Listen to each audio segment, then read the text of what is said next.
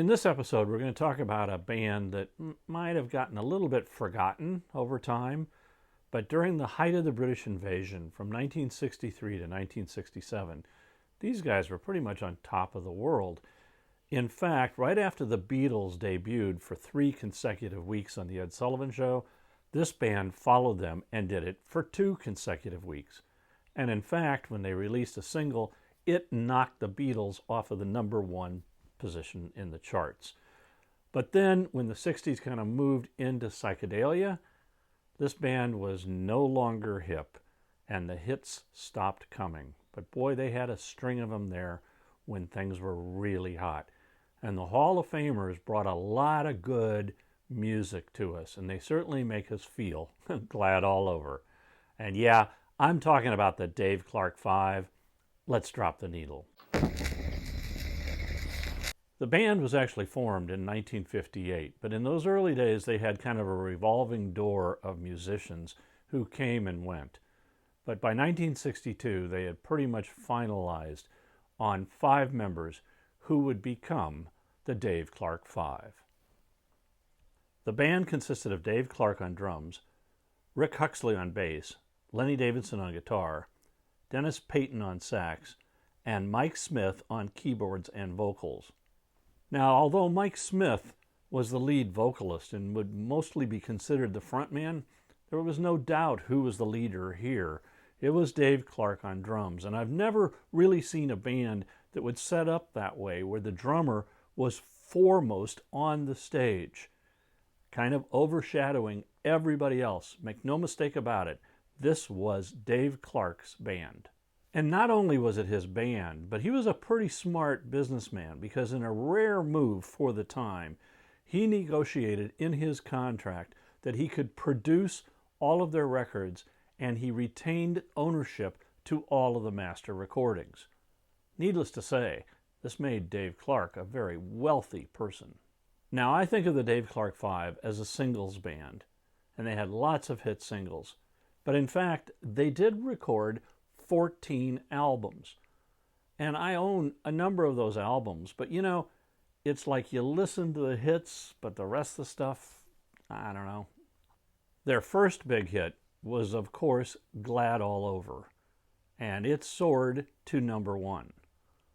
But they were just getting started. Right after the success of Glad All Over, they followed up with their second #1 hit, which was called Over and Over. And this led to a string of hit singles. We had songs like Bits and Pieces, Can't You See That She's Mine. Then there was Catch Us If You Can, which was the title of the feature film that was released in 1965, starring the Dave Clark 5. But in the U.S., it was retitled to Having a Wild Weekend. Then the other hits included Everybody Knows, Because, Do You Love Me, Any Way That You Want It, I Like It Like That, and You've Got What It Takes. As I said in the introduction, their song Glad All Over knocked the Beatles out of the #1 chart position. And, like the Beatles, who appeared 3 consecutive weeks on The Ed Sullivan Show, the Dave Clark 5 did it for 2 weeks. Now, Ed certainly must have seen something in the DC-5. But like I said, by 1967, music had changed, and the Dave Clark 5 no longer seemed relevant. And so in 1970, they disbanded. But then Dave Clark got together with some of them and other musicians and toured until 1973 as Dave Clark and Friends. Now, Dave went on to form a media production company, and then he went and bought the rights to the hit English television show Ready, Steady, Go, which includes a lot of classic rock artists' performances as well.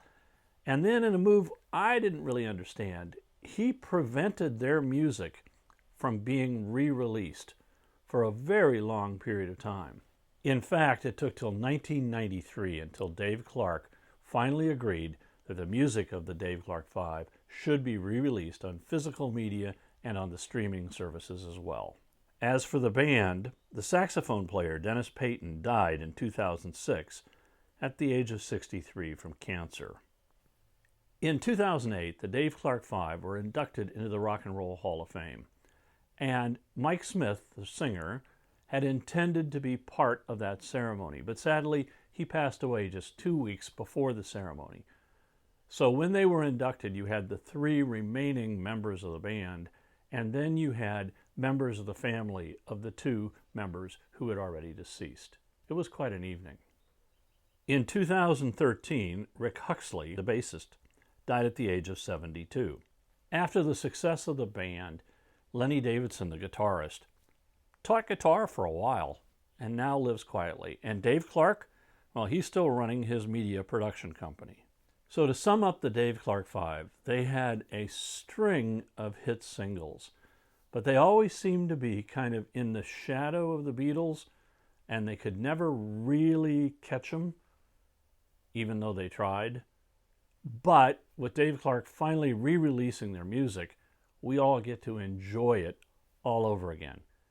And as usual, I've created a playlist on Spotify where you can listen to some of the Dave Clark Five's best recordings, and you'll be glad all over. Thanks for watching, and until next time, keep a rockin'. If you liked this episode, hit the like button, and you can also leave me a comment down below, and I'll respond to you. If you subscribe, we'll let you know when future episodes come out.